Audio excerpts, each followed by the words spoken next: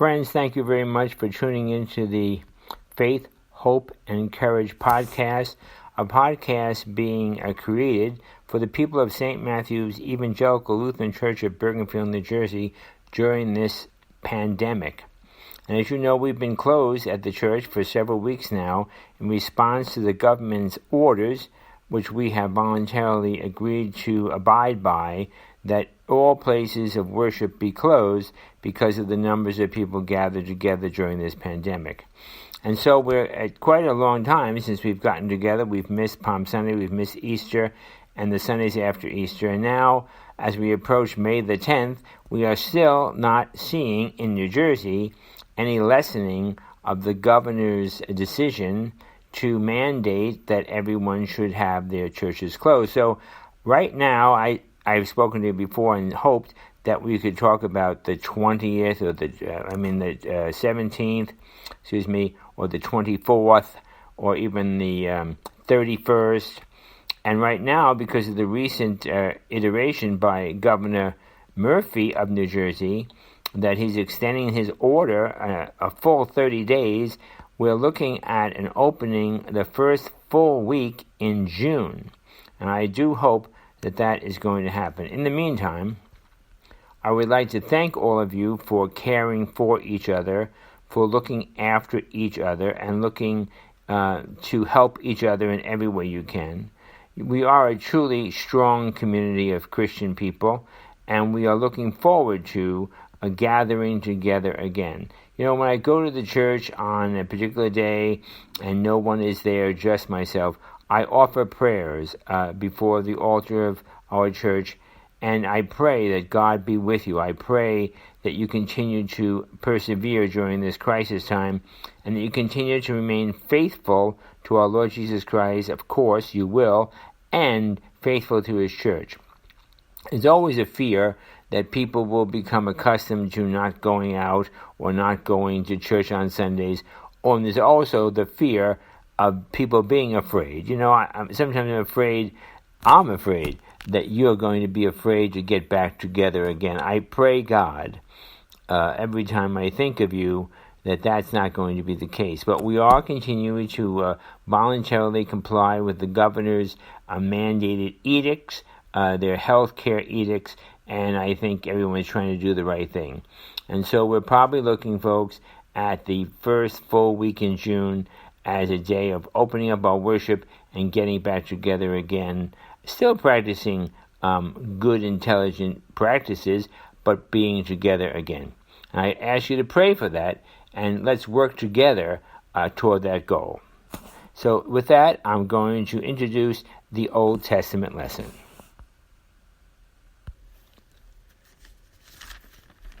The Old Testament lesson is found in the book of Genesis, the 37th chapter, reading there at the first verse. Now Jacob dwelt in a land where his father was a stranger, namely in the land of Canaan. And this is the genealogy of Jacob. Joseph, being 17 years old, was feeding the flock with his brothers, and the lad was with the sons of Bilhah and the sons of Zilpah, his father's wives. And Joseph brought a bad report of them to his father. Now Israel loved Joseph more than all his children, because he was the son of his old age, and he made him a tunic of many colors. But when his brothers saw that their father loved him more than all his brothers, they hated him and could not speak peaceably with him. Now Joseph dreamed a dream, and he told it to his brothers, and they hated him even more. And so he said to them, Please hear this dream which I have dreamed. And he said, There were binding sheaves in the field, when behold my sheaf arose and stood upright, and your sheaves stood all around and bowed down to my sheaf. And his brothers said to him, Shall you indeed reign over us? Or shall you indeed have dominion over us? And so they hated him even more because of his dreams and his words. And then Joseph dreamed still another dream, and told it to his brothers, and said, Look, I have dreamed another dream. And this time the sun, the moon, and the 11 stars bowed down to me. And so he told it to his father and his brothers. And his father rebuked him and said to him, What is this dream that you have dreamed? Shall your mother and I and your brothers come down to bow before you? And his brothers envied him, but his father kept the matter in his mind.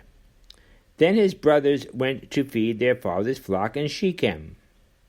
And Israel said to Joseph, Are not your brothers feeding the flock in Shechem? Come, I will send you to them. And so he said to him, Here I am. And he said to Joseph, Please go and see if it is well with your brothers and well with the flock, and bring back word to me. And so he sent him out to the valley of Hebron, and he went to Shechem.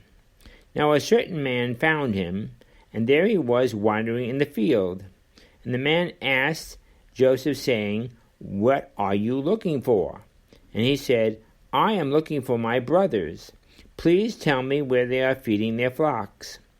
And the man said, They have departed from here, for I heard them say, Let us go to Dothan. And so Joseph went after his brothers, and found them in Dothan. And when they saw him afar off, even before he came near, they conspired against him to kill him. Then they said to one another, Look, here comes the dreamer. Come, therefore, let us now kill him, and cast him into the pit, and we shall say to our father, Some wild beast has devoured him. And we will see what becomes of his dreams. But Reuben heard it, and he delivered him out of their hands, and said, Let us not kill him. And Reuben said to them, Shed no blood, but cast him into this pit which is in the wilderness, and do not lay a hand on him, in order that Reuben might deliver him out of their hands, and bring him back to his father. And so it came to pass, when Joseph had come to his brothers, that they stripped Joseph of his tunic, the tunic of many colors that was on him, and then they took him and cast him into the pit. Now the pit was empty, there was no water in it. And they sat down to eat a meal. Then they lifted their eyes and looked, and there was a company of Ishmaelites coming from Gilead with their camels, bearing spices, balm, and myrrh, on their way to carry them down to Egypt. And so Judah said to his brothers, What profit is there if we kill our brother and conceal his blood? Come, let us sell him to the Ishmaelites, and let us not hand him over to our brother. And they said, How can we do this? He is our brother and our flesh. But his brothers listened. And then the Midianite traders passed by. So the brothers pulled Joseph up and lifted him up out of the pit, and sold him to the Ishmaelites for 20 pieces of silver. And they took Joseph to Egypt. Now Reuben returned to the pit, and indeed Joseph was not in the pit, and Reuben tore his clothes. And he returned to his brothers and said, The lad is no more, and I, where shall I go? And so they took Joseph's tunic, killed a kid of the goats, and dipped the tunic in the blood. Then they sent the tunic of many colors, and they brought it to their father and said, We have found this. Do you know whether it is your son's tunic or not? And he recognized it and said, It is my son's tunic. A wild beast has devoured him. Without doubt, Joseph is torn to pieces. Then Jacob tore his clothes, put on sackcloth, and mourned for his son many days. And all his sons and all his daughters arose to comfort him. But he refused to be comforted, and said, I shall go down into the grave to my son in mourning. Thus his father wept for him. Now the Midianites had sold Joseph in Egypt to Potiphar, an officer of the Pharaoh and captain of the guard. This is the Old Testament reading. As we listen to the story of Joseph and his brothers, we may ask a few questions about the details in the story.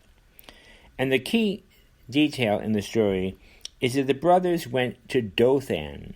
Now they had been put in charge of their father's flock, they had been sent out to the field, and it was the presumption of his father that they were acting honorably, they were doing the right thing, they were taking care of the flock, when in fact they had not gone to Shechem, they had gone to Dothan. And the idea of Dothan is that this was a loose city.